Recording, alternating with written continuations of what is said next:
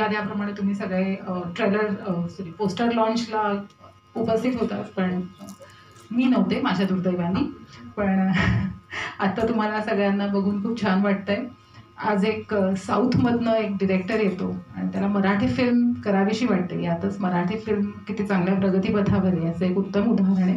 आणि मला खात्री आहे की मराठी फिल्म प्रगतीपथावर असण्याचं खूप सारं श्रेय मराठी मीडियाला सुद्धा जातं, कारण तुमच्यामुळे चित्रपट लोकांपर्यंत पोहोचतो. रिलीज करणं, चित्रपट बनवणं, चित्रपटात काम करणं हे आमच्या हातात असतं, पण त्या चित्रपटाचा एक प्रॉपर चेहरा जनतेसमोर नेणं, ऑडियन्स समोर नेणं हे तुम्ही करत असता. त्यामुळे सर्वप्रथम आपण सगळेजण इथे आला त्यासाठी खूप खूप आभार. आता प्रणवनी आणि प्राजक्तांनी साधारण चित्रपटाची स्टोरी सांगितली आहे, त्यामुळे तुम्हाला असं वाटू शकतं की झाली की स्टोरी मग ही काय इथे.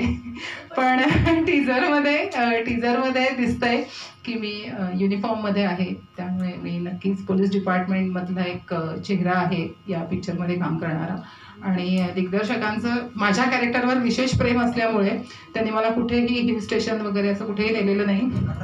मी पुण्याचा कचरा डेपो, हैदराबादमधले रणरणते उन्हात रस्ते, जीपच्या वर, टेम्पोमध्ये वगैरे असं सगळं मी शूट केलं आहे. ही म्हणते डॅशिंग, पण त्या यातना मला माहिती.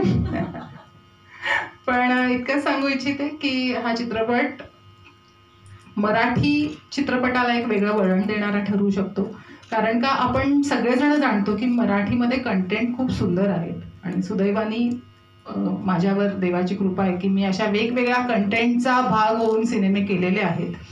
आणि त्यापुढेही जाऊन देवानी मला ही फिल्म करण्याची संधी दिली, कारण का ह्याच्यातला कंटेंट वेगळा आहेच.